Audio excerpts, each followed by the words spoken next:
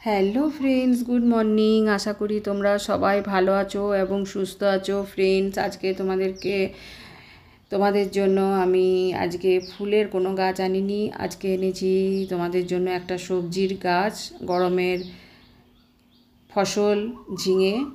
তো আমরা সবাই ঝিঙে খেতে ভালোবাসি। ঝিঙে নানান রকম রেসিপি হয়, আর ঝিঙে দিয়ে নানান রকম সুস্বাদু টেস্টি টেস্টি খাবারও তৈরি হয়। তাই যদি আমরা ফুলের সাথে সাথে কিছু যদি সবজির চাষ করতে পারি তাহলে কেমন হয় বন্ধুরা, অতি অবশ্যই কমেন্ট বক্সে জানিও।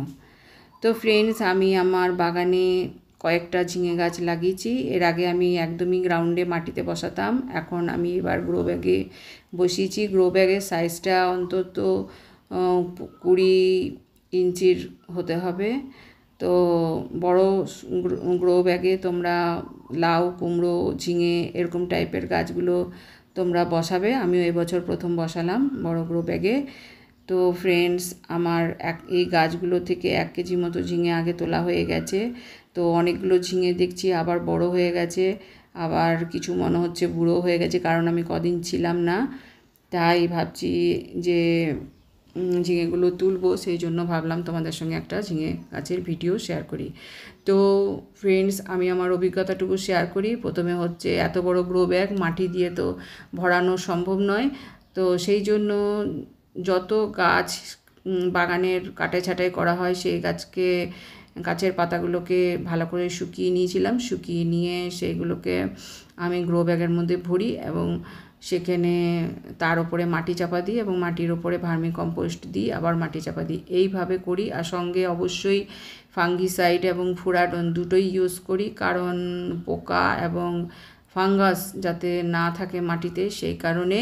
তারপরে যখন মাটি তৈরি হয়ে যায় ফ্রেন্ডস, তারপরে আমি বীজ গ্রো ব্যাগে বসাই। আমি ডাইরেক্ট বীজ গ্রো ব্যাগে বসিয়েছি। মাটিটাকে আগে ভিজিয়ে নিয়েছিলাম, আগের দিন ভিজিয়ে নিয়েছি, পরের দিন আমি গ্রো ব্যাগে বীজগুলো ফেলেছি।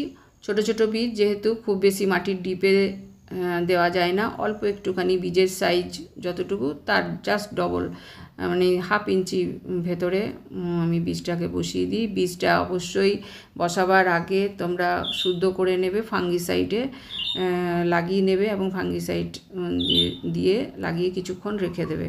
তারপরে তোমরা বীজটাকে বসিয়ে দেবে। সেখান থেকে চারা তৈরি হয়েছে এবং চারা তৈরি করার পর আজকে তোমাদের সামনে রেজাল্ট। এখানে দেখো, একটা ঝিঙে একটু বুড়ো হয়ে গেছে, একটা ঠিকঠাক আছে। তো ফ্রেন্ডস, এরপরে তোমাদেরকে চারাটা যখন একটু বড় হতে শুরু করবে, তোমাদেরকে কি করতে হবে, গ্রো ব্যাগের চারপাশটা একটু হালকা করে কুড়ে সেইখানে একটা মিক্স খাবার দিয়ে দিতে হবে। মিক্স খাবার সব ধরনের খাবার অল্প অল্প করে, যেমন সর্ষে খোল থাকবে, ভার্মি কম্পোস্ট থাকবে, তোমার পটাশ থাকবে, আর বোন মিল থাকবে, পারলে শিংকুচিও তোমরা দিতে পারো। তো এই সমস্ত খাবারকে ভালো মতো করে তোমরা দিয়ে আবার মাটি চাপা দিয়ে দেবে।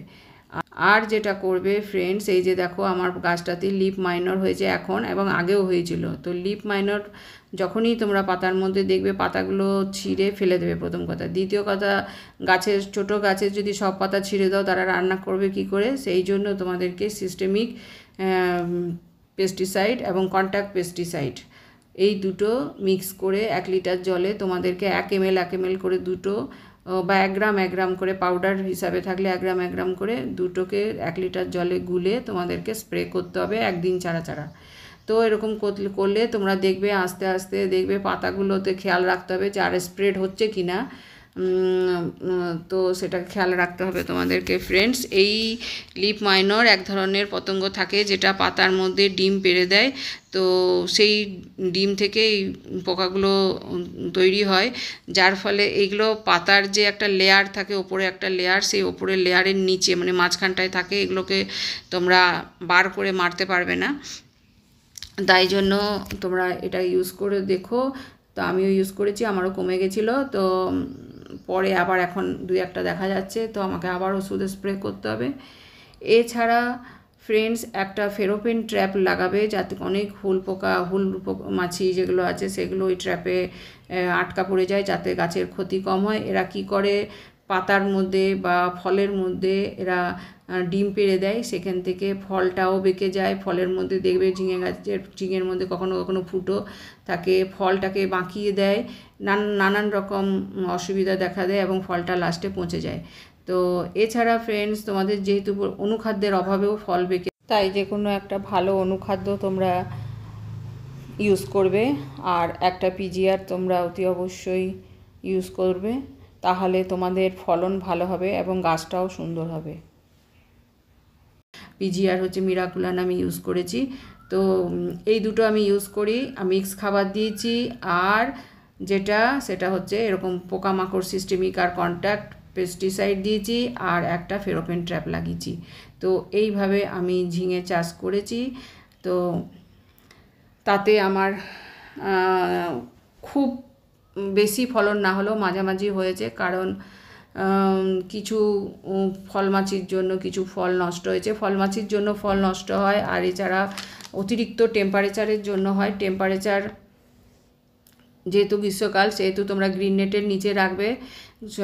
খালি যেই গ্রো ব্যাগটার মধ্যে তোমরা গাছটাকে গ্রো করছো, সেটা সকালের রোদ পড়লেই হবে, বাকি গাছটা গ্রিন নেটের তলাতে থাকলে কোনো অসুবিধা হবে না। আমিও গ্রিন নেট লাগিয়ে রেখেছি। এছাড়া তোমাকে গাছকে 2 বার করে স্নান করাতে হবে, আর গ্রো ব্যাগের মাটি যেন শুকিয়ে না যায় সেটা খেয়াল রাখতে হবে।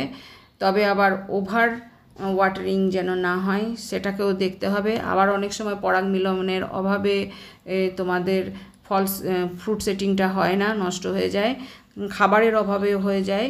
তো এরকম অনেকগুলো কারণ আছে যেগুলোর অভাবে হয়। তো আর তোমরা সবসময় এই পুরো গ্রীষ্মকাল ধরে যে ওষুধ বা ভিটামিন যা কিছু ইউজ করবে সেগুলো মাত্রায় কম দেবে, বেশি পরিমাণে দেবে না। সবই 1 ml করে দেবে, 2 ml করে দেবে না, 1 ml 1 লিটার জল করে এরকমভাবে দেবে।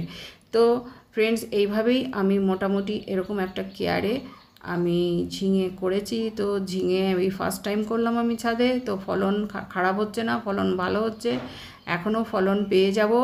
আর ঝিঙে গাছে কন্টিনিউ ফলন পেতে তোমরা কিন্তু পিজিআরটা দিতে থাকবে আর অনুখাদ্যও দিতে থাকবে, তাহলেই তোমার ফলন ভালো হবে।